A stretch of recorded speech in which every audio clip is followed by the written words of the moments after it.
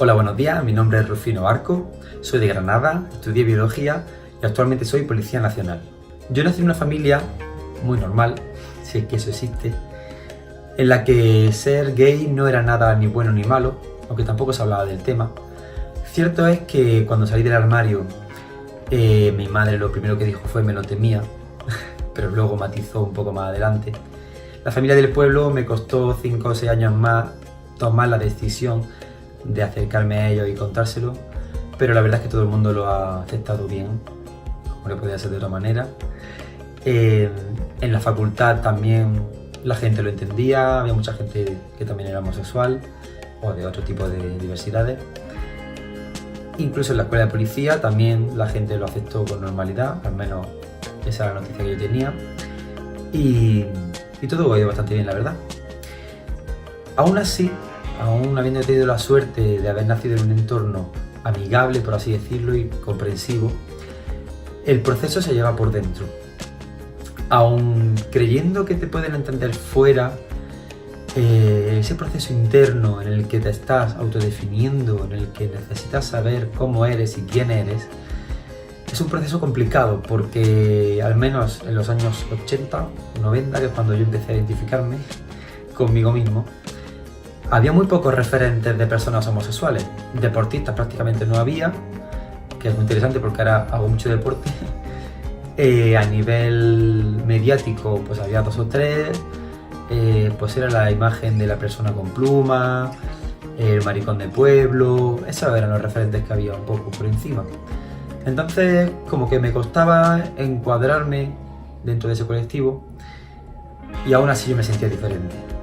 Ya conforme va pasando la adolescencia vas descubriendo de que sí, que eso que piensas al final es.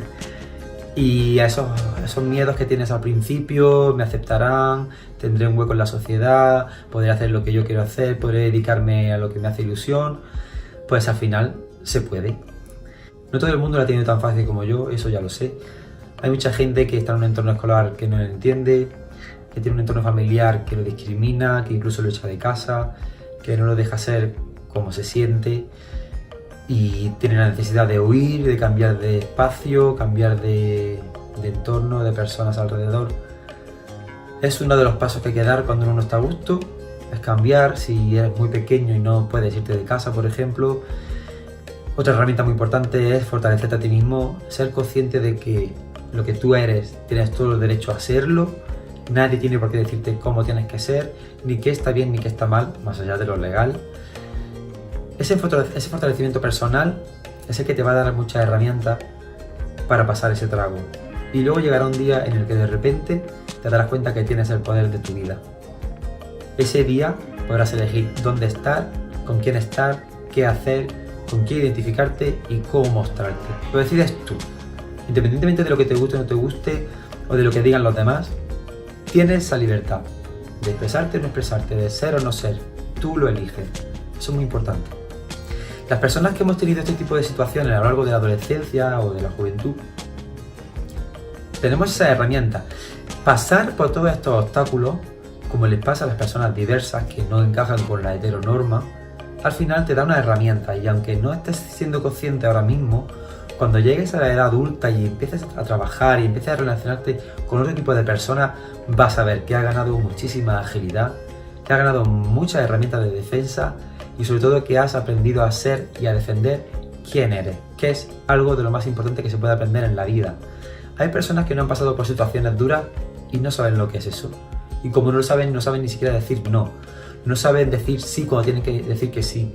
No saben plantarse y ser fieles a sus valores. Estas cosas nos las da una vida un tanto ajetreada. Yo en mi caso en particular, sí que he sufrido 3 años de acoso en el colegio. La verdad es que yo no identificaba muy bien a qué se debía. Es cierto que me habían cambiado de colegio de un pueblo a la capital, eso había ahí cierto desnivel, se notaba también en el acento, en las culturas, en las cosas que hacíamos, se notaba un poco, pero es verdad que era la época en la que yo empezaba a desarrollar, empecé a generar un poco más de pluma, mi comportamiento no era el típico de los chicos, yo no quería jugar al fútbol, en fin, ese tipo de cosas. Y es muy posible que fueran las razones del acoso, ¿no? Pues a lo mejor te perseguían después de clase, te espían o te pegaban, te tiraban piedras y cosas de esas. Pero es interesante ver cómo se puede evolucionar, cómo este tipo de situaciones te pueden hacer crecer como persona y todo lo que he dicho antes, darte herramientas muy útiles en la vida adulta. Así que si eres una persona que por desgracia está sufriendo este tipo de circunstancias o de hechos, primero que sepas que tienes gente a la que puedes acudir, desde la policía, amigos, asociaciones. Y segundo, resiste. Busca personas que te comprendan, tenlas muy cerquita. Si no las tienes cerca físicamente, busca por redes sociales, busca por internet. Hay mucha gente que te va a comprender y que te va a ayudar a descubrirte cómo eres tú mismo, o tú misma, o tú misma. Así que nunca perdáis la esperanza. Hay un futuro ahí fuera y además va a ser muy, muy interesante, sobre todo cuando lo descubráis. ¡Ánimo! Un beso muy fuerte.